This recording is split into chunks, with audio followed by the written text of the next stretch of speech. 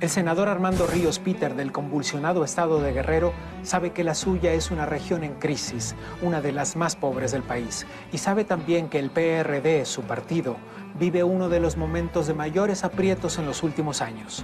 Esta noche, Armando Ríos Peter, en La Pura Verdad.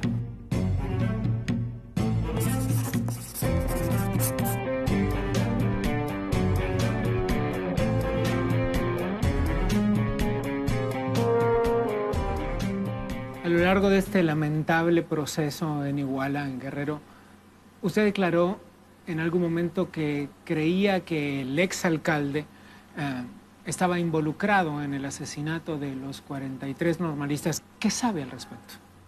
Bueno, en su momento me tocó pedir la licencia de él para que se esclarecieran los hechos, no tanto una acusación directa. Yo no soy Ministerio Público, pero me parece que solamente mediante la licencia se generaban las condiciones de hacer una investigación a fondo como la que se requería, una investigación que desafortunadamente hoy todavía no concluye y donde hay 43 jóvenes por los cuales sus familiares todavía están pidiendo información. Ahora ya sabemos, por dicho de la Procuraduría General de la República, pues que los hechos del 26 de septiembre son claramente imputables no solamente a José Luis Abarca, sino a su esposa. Estamos hablando del mismo José Luis Abarca para el que usted hizo campaña. Sí, que me tocó a mí hacer campaña como con otros 81 presidentes municipales, o candidatos por lo menos, del Partido de la Revolución Democrática, otros 28 tantos candidatos a diputados locales. A mí me tocó hacer campaña por los candidatos de mi partido. Hay en internet un video que ya han visto decenas de miles de personas en el que usted aparece gritando que viva José Luis Abarca.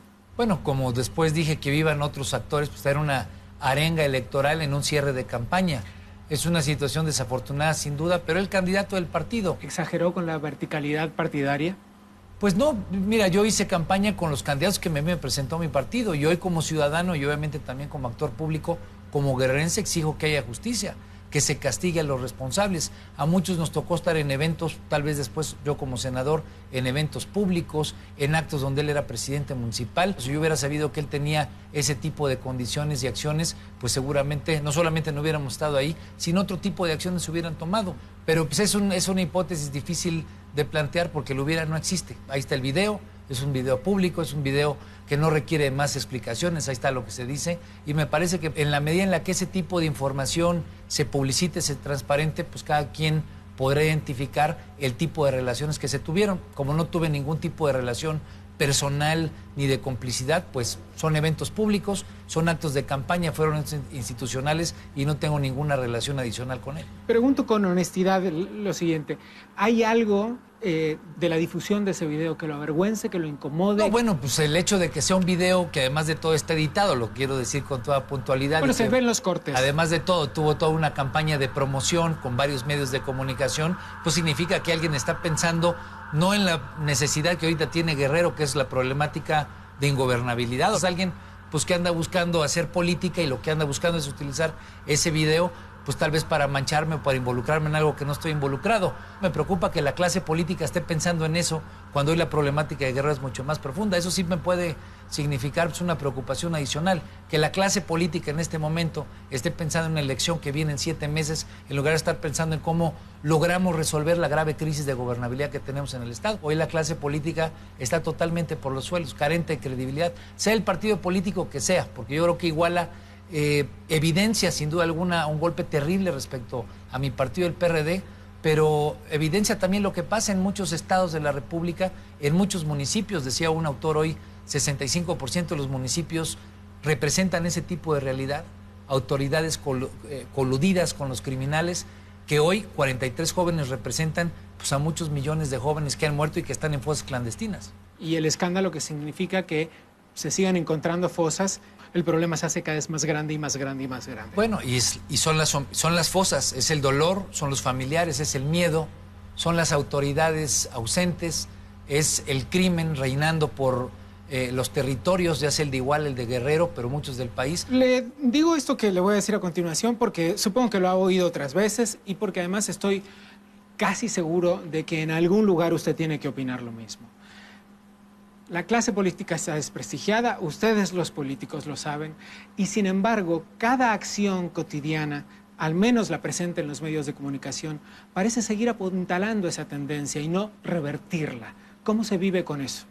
Bueno, yo puedo hablar por mi caso y por lo que yo busco hacer.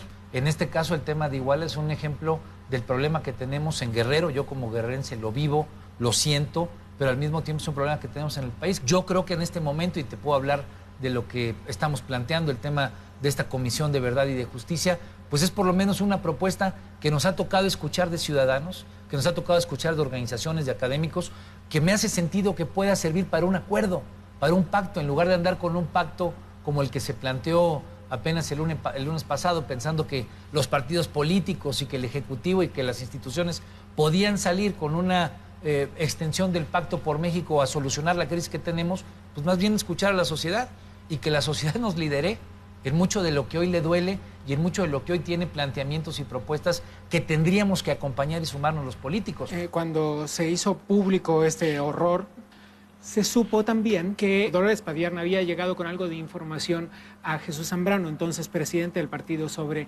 presuntas vinculaciones de la ex primera dama de Iguala con el narcotráfico. ¿Usted estaba al tanto de eso?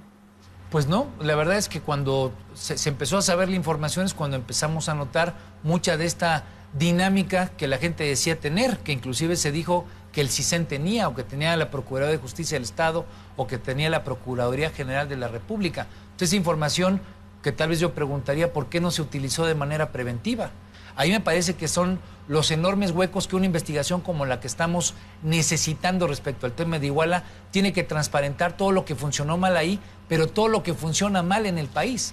Porque Iguala es un ejemplo demostrativo de cómo la autoridad es complaciente, de cómo la debilidad municipal permite la corrupción a través de la corrupción, de cómo la carencia de voz de la sociedad, que no tiene opciones de dónde hacer manifiesta su voz, pues le queda única y exclusivamente vivir con miedo. Eso es lo que significa Iguala, y eso es lo que tenemos que resolver, no solamente para resolver Iguala o Guerrero, sino para resolver el cáncer que tenemos en el país. Ahora, si acaso es cierto que Jesús Zambrano estaba enterado de lo que pasaba, significa que su partido no actuó ni correcta ni oportunamente, ¿cierto? Bueno, significa que el que era entonces presidente del partido no actuó ni correcta ni oportunamente. Y ahí me parece que si fuera ese el caso o tratárase de quien se tratara, pues la investigación nos tiene que llevar a eso. No andar sirviendo de tapadera de nadie. Es que de probarse que tenía información real y fidedigna, significaría que era cómplice. Entonces, para eso servirá la investigación. Y por eso hay que exigir, yo como perredista, ir adelante en la exigencia de que la investigación sea lo más profunda, lo más transparente y lo más contundente posible. Me parece que eso es lo que va a permitir no solamente que los que somos perredistas, que no tengamos nada que ocultar, podamos decir, bueno, el Partido de la Revolución Democrática es mucho más que las acciones o las omisiones que hayan podido tener actores que estén respaldando o que estén representando sus siglas. A mí me parece que ahí es a donde podemos tener esperanza de que las cosas pueden ser distintas. Le propongo un ejercicio de sinceridad. Adelante. Si fuera oposición del PRD, senador, ¿qué le criticaría a su partido?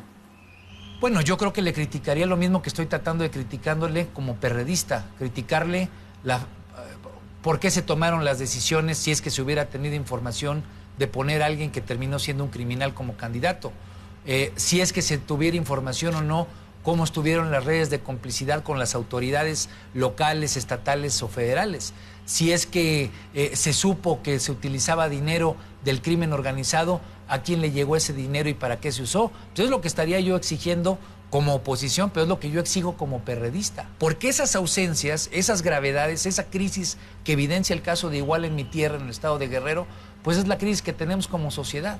Y aquí es a donde viven mis hijos.